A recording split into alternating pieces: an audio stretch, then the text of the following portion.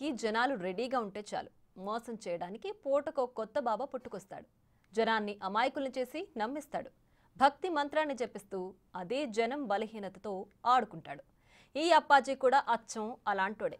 ఏంటి మా అప్పాజీనా, ఆయన అలా కాదు ఇలా కాదు అని అప్పుడే డిసైడ్ అయిపోకండి. మేము చెప్పాల్సింది మీరు వినాల్సింది, ఆయన్ని గుడ్డిగా నమ్మే వాళ్ళంతా తెలుసుకోవాల్సింది చాలానే ఉంది.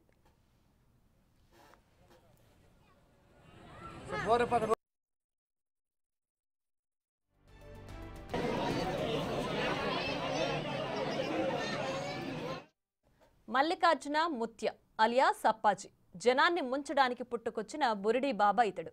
దేవుడినంటూ జనాన్ని నమ్మిస్తున్నాడు. ఈ బురిడి బాబా దర్శనం కోసం జనం కూడా అదే స్థాయిలో ఎగబడుతున్నారు. పేరు ఫోన్ నెంబర్ చెబుతూ జనాన్ని ఆకర్షిస్తున్నాడు. అంతే, తెలంగాణ నుంచి ప్రతిరోజు తండోపతండాలుగా వెళ్లిపోతున్నారు జనం. ఈ మధ్య కొత్తగా పొలిటికల్ లీడర్ల దగ్గరికి తానే వస్తూ మరింత క్రేజ్ పెంచుకుంటున్నాడు మల్లికార్జున ముత్య. అంతేకాదు, తనను చూసేందుకు కర్ణాటకలోని యాద్గిర్ జిల్లాలో ఉన్న తన ఆశ్రమానికి వచ్చిన భక్తులను కూడా పొట్టు పొట్టు కొడుతున్నాడు.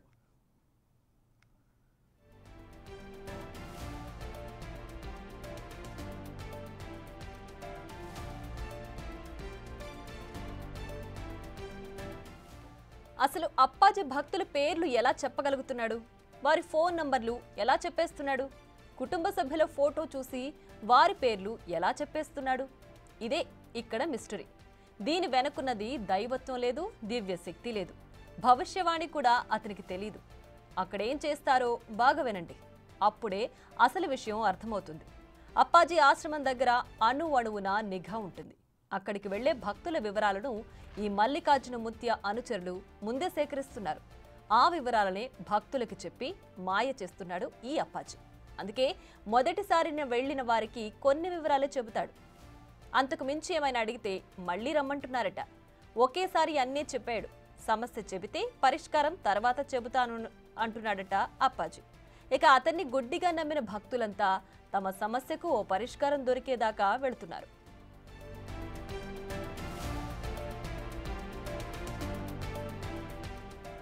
మల్లికార్జున ముత్య గుట్టు తేల్చడానికి కర్ణాటకలోని యాద్గిర్ జిల్లాకు వెళ్లింది బిగ్ టీవీ టీం.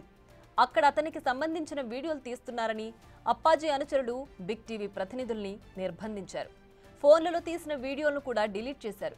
అంతేకాదు, తాను దేవుణ్ణి కాదనే విషయం బయటకు చెప్పొద్దంటూ బిగ్ టీవీని కోరాడు మల్లికార్జున ముత్య. ఈ అప్పాజీ తల్లి కూడా బిగ్ టీవీతో మాట్లాడింది. తమకు భారీగా అప్పులున్నాయని ఆవిడ చెబుతోంది.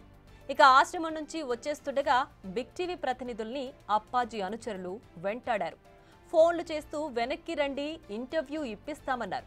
అప్పాజీ అసలు గుట్టు బిగ్ టీవీకి తెలిసిపోవడంతో అసలు విషయం బయటకు పొక్కకుండా బిగ్ టీవీ ప్రతినిధుల్ని వెంటాడమే మల్లికార్జున ముత్య అసలు రూపానికి అసలైన ఎగ్జాంపుల్.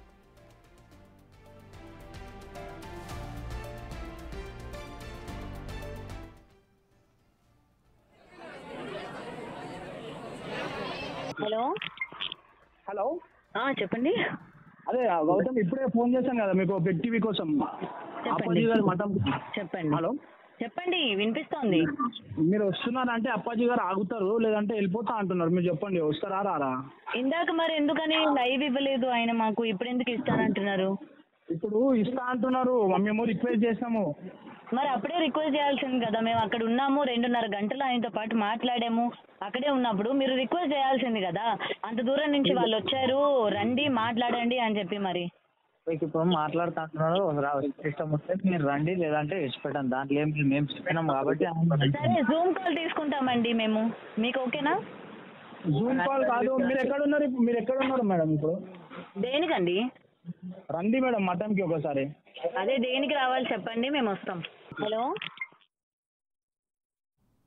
23 ఏళ్ల కుర్రాడు భక్తుల్ని కొడతాడు, అరుస్తాడు, క్రికెట్ ఆడతాడు, కార్లలో తిరుగుతాడు, ర్యాష్ డ్రైవింగ్ చేస్తాడు, వింతగా ప్రవర్తిస్తాడు. ఓ పద్ధతి పాడు అంటూ ఏముండదు. ఏ క్షణానికి ఎలా ప్రవర్తిస్తాడో అతనికే తెలియదు. అలాంటి కుర్రాడికి అతీతమైన శక్తులున్నాయని జనం తండోపతండాలుగా తరలివస్తున్నారు. ఇక్కడికి వచ్చే వాళ్లలో ఎక్కువ మంది తెలంగాణ, ఏపీ నుంచే ఉన్నారు. విచిత్రమైన విషయం ఏంటంటే కర్ణాటకలో ఉన్న వాళ్ళెవ్వరూ అప్పాజీ దగ్గరకు పెద్ద సంఖ్యలో వెళ్లడం లేదు. స్థానికంగా ఉండేవాళ్లైతే అప్పాజీ ఆశ్రమం వైపు కన్నెత్తి కూడా చూడడం లేదు. తమకు సంబంధం లేదన్నట్లే ఉంటున్నారు. మరి కర్ణాటక వాళ్లే ఎందుకు? కర్ణాటక వాళ్లకే లేంది మనకెందుకు? వాళ్ళ దగ్గరున్న అప్పాజీని వాళ్లే నమ్మనప్పుడు మనం 100 కిలోమీటర్లు వెళ్లి పొర్లు దండాలు పెట్టడం దేనికి అనే వాదనలు కూడా ఇప్పుడు చర్చకొస్తున్నాయి. నమ్ముతావా? నమ్ముతావు. ఎందుకు నమ్ముతున్నావు? అది సత్యం కాదు చెప్తున్నానా, నమ్ముతావు. చెప్తున్నారు సత్యం. నీకు చెప్పారా? నాకు లేదు. నాకు ఇంతే వేస్తున్నారా తమిళనాడులో మహారాష్ట్రలో ఉనికి చెప్పన్నారు. నాకు లేదు. నువ్వు వెళ్ళావా? వెళ్ళే ఒకసారి 2 నాకు 1 ఇయర్ బిగ్ ఉంది వస్తాసి.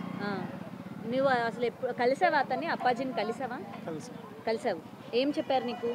नावें చెప్పలా? ना क्या बोलते मुझे मैं पूछने नहीं गया उसके पास. कभी नहीं गया. मेरे फ्रेंड्स के वास्ते गए, छुपाए, मिले होता करे. ఓకే. సో వాళ్ళకి అన్ని నిజాలు చెప్పారా మీ ఫ్రెండ్స్ చెప్పారు. కి? చెప్తారు. మనీ తీసుకుంటారా? మనీ లేదు. మీరు ఇచ్చినా తీసుకోరా? లేదు. ఓకే. సో మీరు నమ్ముతారా అతన్ని? నమ్ముతారు. దేవుడని నమ్ముతున్నాం. దేవుడని నమ్ముతున్నారు. మరి శివుడు, పార్వతి, ఇప్పుడు కలియుగంలో ఉన్న ఆంజనేయ స్వామి వీళ్ళందరూ ఏం మరి వీళ్ళు దేవుళ్ళు కదా? దేవుడు వాళ్ళ కూడా నమ్ముతున్నాం, వీళ్ళ కూడా నమ్ముతున్నాం. వాళ్ళకన్నా ఎక్కువ నమ్ముతున్నారు కదా మరి మీరు అప్పాజీని. అట్లానే కాదు, శివుడు పార్వతి ఇచ్చినంత వరము తీసుకుని మాకి ఆయన ఒక నీడ నిలిచి ఉండి ఇక్కడ దానికి నమ్ముతున్నాం. ఓకే.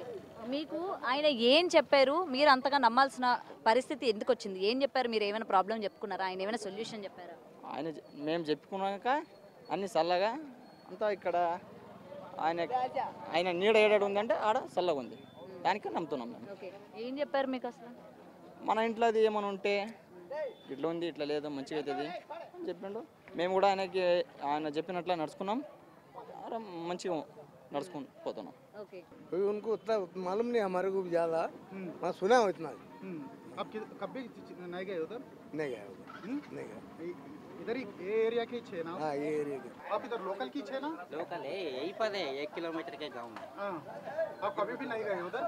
नहीं, हमारा फ्रेंड है, वो गया था लेकिन कुछ पूछा नहीं उससे. हाँ. तो आपका क्लासमेट है? क्लासमेट है. ओके. कितने साल तक पढ़े आप? यहाँ पर 10वीं तक. हाँ. बहुत लोग आते हैं, तेलंगाना वाले बहुत आते हैं. हाँ, तेलंगाना आंध्र वाले बहुत आते हैं. कन्नड़ वाले इधर लोकल वाले कोई इधर लोकल ज़्यादा जने नहीं जाते. आपको पता ही ना, लोकल के आदमी को उसका पता नहीं रहता. हाँ. पूरा बाहर वाले ही छा रहे. इधर के तेलंगाना, आंध्र, बहुत से स्टेट के लोग आते हैं इधर.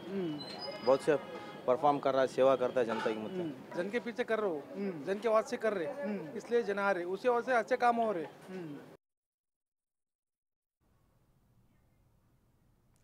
ఇక ఇదే అంశానికి సంబంధించి మరింత సమాచారం మా ప్రతినిధి గౌతమి అందిస్తారు. గౌతమి, చెప్పండి, అసలు బిగ్ టీవీ అక్కడికి వెళ్ళినప్పుడు అక్కడ అసలు ఏం జరిగింది? బయటంతా సీసీ కెమెరాలు ఉన్నాయని చెప్తున్నారు. అనుచరులు అసలు ఏం అడుగుతున్నారు? ఏం డీటెయిల్స్ తీసుకుంటున్నారు? రైట్ ప్రియా, మనం ఏంటంటే గత కొన్ని రోజులుగా ఇలాగే దేవుడి పేర్లు చెప్పి నేను బాబాని అని, లేకపోతే నేను మాతాజీని అని చెప్పి కూడా చాలా మంది ఈ మధ్య కాలంలో రావడం మనం చూసాము. అయితే వాళ్ళకి సంబంధించి అసలు వాళ్ళు నిజమైన దేవదేవుళ్ళేనా, ఎందుకు ఈ విధంగా చెప్తున్నారు అని చెప్పి బిగ్ టీవీ వాళ్ళ గుట్టు రట్టు చేసిన సందర్భాలు కూడా ఉన్నాయి.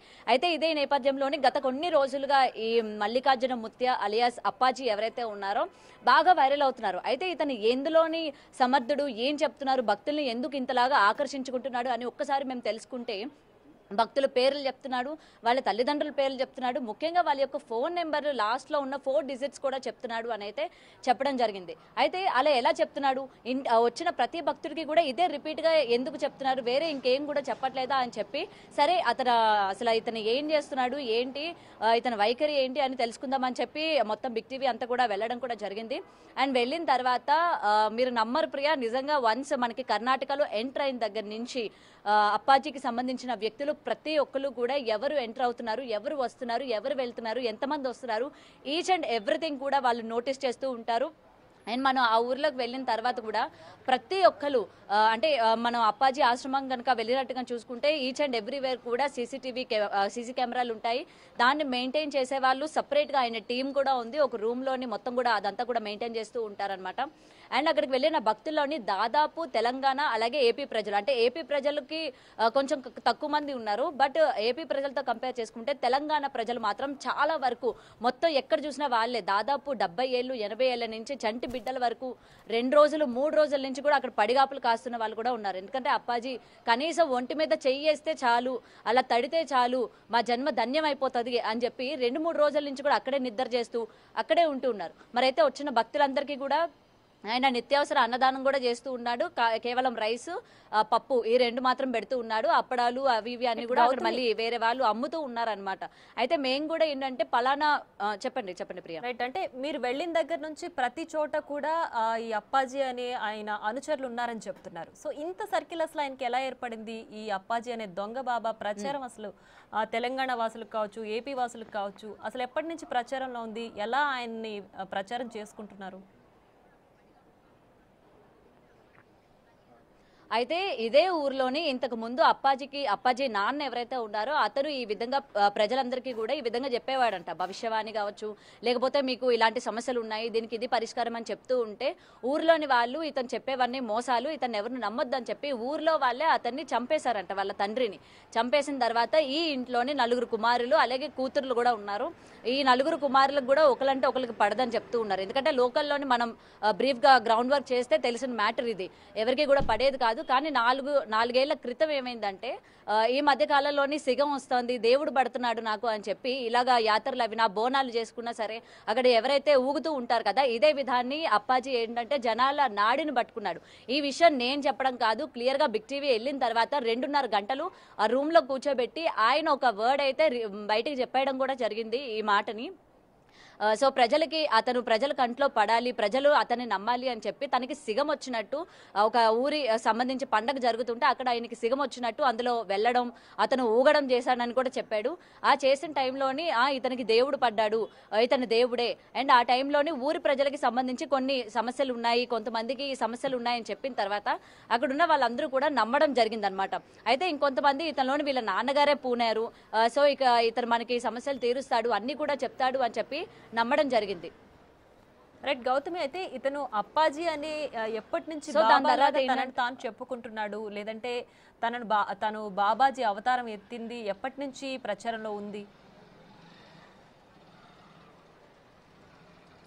రైట్ ప్రియా, 4 ఏళ్ల క్రితం నుంచి కూడా ఉంది. అంటే సోషల్ మీడియా అంతలాగా అతని పైన ఫోకస్ చేయకపోవడం వల్ల ఇతనైతే బయటికి రాలేదు. మరి ఇప్పుడు ఎందుకు బయటకు వచ్చాడు అని అంటే అతనికి సంబంధించిన కొంత టీం అటు ఇన్స్టాగ్రామ్ కావచ్చు, ఫేస్బుక్ కావచ్చు, యూట్యూబ్ ఛానల్స్ కావచ్చు, నిత్యం అతను చేసేవి, అతని దగ్గరికి భక్తులు వచ్చేవి, అతను క్రికెట్ ఆడేవి, ప్రతిది కూడా అతని టీంలోనే ఒకరు వర్క్ చేస్తూ ఉన్నారనమాట. నిజానికి అప్పాజీ చెప్తూ ఉన్నాడు, నేను 23 ఏళ్ళు, సో నాకేంటంటే నేను ఏ చదువుకోలేదు, నాకు ఎటువంటి అవగాహన కూడా లేదు అని చెప్తున్నప్పటికీ తన చుట్టూ ఉన్న వాళ్ళు అవగాహన ఉన్న వాళ్ళే, అంటే ముఖ్యంగా సోషల్ మీడియా మీద అవగాహన ఉన్న వాళ్ళే ప్రతిది కూడా నోట్ చేసి జనాల్లోకి వెళ్ళాలి, ఫేమ్ అవ్వాలి. అండ్ దట్టు మెయిన్ గా అతనికి కొంత పొలిటికల్ సపోర్ట్ కూడా ఉంది, అక్కడ లోకల్లో ఉన్న వాళ్ళు ఉన్నారు, అండ్ ఇక్కడ తెలంగాణ నుంచి కూడా కొంతమంది ఆయనకి సపోర్ట్ చేస్తూ ఉన్నారు. ఇది అంతా కూడా చూసుకొని అతను ఈ విధంగా మొత్తం కూడా ఆయన ఈ విధంగా ఇన్స్టాగ్రామ్ ఇవన్నీ కూడా యూజ్ చేసుకొని వైరల్ అవ్వడం కూడా జరిగింది. సో అప్పటి నుంచి ప్రజల్లోకి అసలు అప్పాజీ అంటే ఎవరు, ఈ విధంగా అన్ని చెప్పేస్తున్నారు. మౌత్ పబ్లిసిటీ ఏదైతే జనాల్లోకి ఈజీగా వెళ్తుందో ఈ మౌత్ పబ్లిసిటీ అనేది బాగా ఉపయోగించుకున్నాడు అనేది ఇక్కడ క్లియర్ గా కనిపిస్తుంది ప్రియా. సో ఈ నేపథ్యంలోనే అతను వైరల్ అవ్వడం కూడా జరిగింది. అతనికి సంబంధించి ఫేస్బుక్ కి అంటే సోషల్ మీడియాలోని ఎక్కువగా యాక్టివ్ గా ఉండే వాళ్ళు కొంతమంది అతని కింద పనిచేస్తున్నారు ప్రియా. రైట్.